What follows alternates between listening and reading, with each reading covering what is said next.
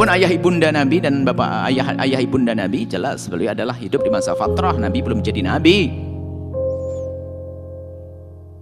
dan terbebas dan tidak terbukti pernah sujud kepada berhala. Termasuk keistimewaan nasab Nabi ke atas, bukan ke bawah, ke atas. Nabi tidak pernah melewati perut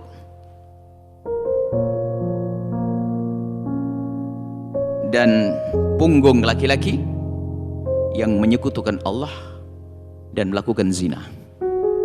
Ini keistimewaan nasab Nabi. Keistimewaan nasab Nabi adalah dari ke atas tidak ada yang bersentuhan dengan kekafiran sama perzinaan. Karena itu adalah kehinaan batin, kehinaan yang luar biasa. Adalah baginda Nabi. Kemudian ayah ibunda Nabi hidup di masa fatrah, masa terputusnya utusan, tidak ada Nabi. Dan wa ma kunna mu'adzibina hatta nab'atsa rasula, kita tidak akan mengutus, tidak akan menghukum siapapun sampai datang utusan. Selagi tidak ada utusan, tidak. Adapun tidak akan dihukum oleh Allah. Adapun ada nabi-nabi sebelumnya tidak diutus untuk masyarakat Arab. Jadi masyarakat Arab waktu itu biar nyembah apapun dia adalah selamat selagi masa fatrah, kecuali setelah datang baginda Nabi SAW baru dihitung, ada perhitungan nanti.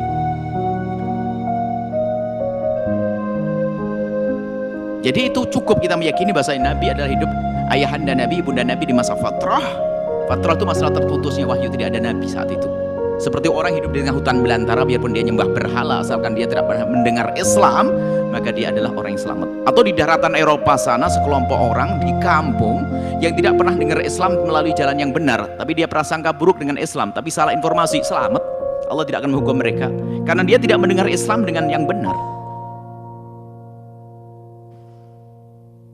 Tidak mendengar Islam, jadi bisa selamat mereka. Orang yang di hutan belantara nggak pernah interaksi dengan orang Islam, lalu dia nyembah ketuk kepala sukunya, selamat, tidak akan diseksa oleh Allah. Indah dengan Allah Jalla Jalaluhu. Ayah ibunda Nabi, kalau riwayat hadis mengatakan ayah ibunda Nabi ini neraka, itu hadis ahad. Ada berita itu yang datang pada kita namanya ahad sama mutawatir. Kalau mutawatir pasti benar, karena yang meriwayatkan adalah marwahu jam'un an jam'in la yumkinu tawatu'uhum 'alal kadhibi. Diriwayatkan oleh sekelompok orang yang banyak, nggak mungkin ada dusta di dalamnya. Pasti benar, Al-Quran semuanya mutawatir. Makanya Al-Quran wa ma kunna mu'adzibina hatta nab'atsa rasula, Quran mutawatir. Mutawatir tidak mungkin salah.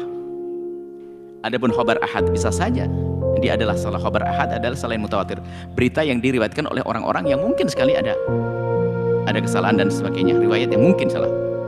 Maka yang ahad tidak bisa berbenturan dengan, tidak bisa melawan hadis khabar mutawatir dari Quran tadi.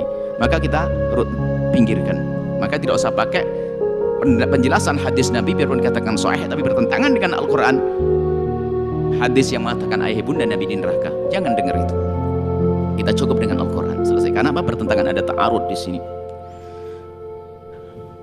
Adapun berita bahwasanya ayah ibunda Nabi dihidupkan kembali, Anda jangan menoleh ke situ. Karena pemahaman tentang ini akan meruntuhkan keyakinan tentang masa fatrah. Cukup bahwasanya kita meyakini adanya hari fatrah, zaman fatrah itu selesai. Ada riwayat tentang ayah ibunda Nabi dihidupkan dan sebagainya, Anda tidak perlu meneleh ke sana. Yang jelas ayah ibunda Nabi sudah masuk Islam tanpa harus tidak akan dihukum oleh Allah. Kita tidak mengatakan masalah masuk Islam, tidak dihukum oleh Allah karena hidup di masa fatrah. Bukan karena dihidupkan lalu bersyahadat. Kalau dihidupkan lalu bersyahadat, yang lainnya bagaimana? Kita adalah hukum masa fatrah untuk semua orang yang mengalami masa fatrah, mereka tidak akan dihukum oleh Allah. Atau dalam bahasa lain, orang yang lam tabluh ilaihimud da'watu, yang tidak akan kesampaian dakwah kepada mereka.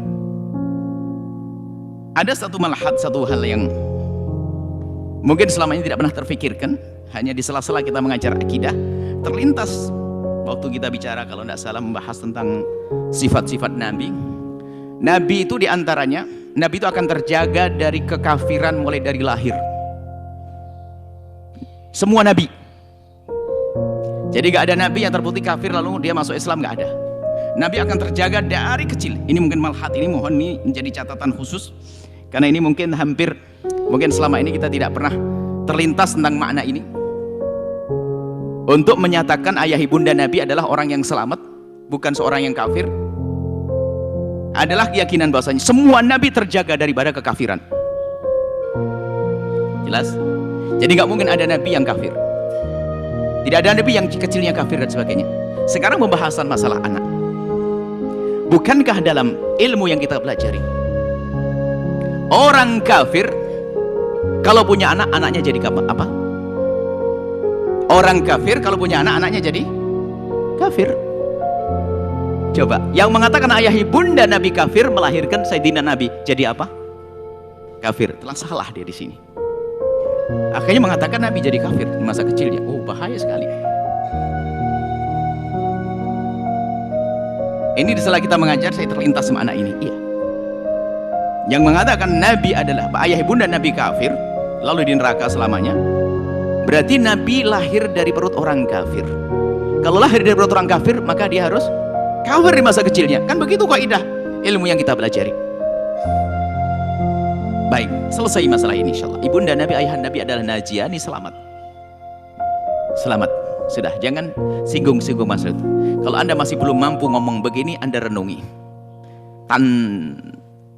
Perkuat kecintaan kepada baginda Nabi, maka bahasa Anda akan berubah. Kalau Anda masih punya keraguan dalam ini, perkuat kecintaan Anda kepada baginda Nabi, maka Anda punya lisan berubah nanti.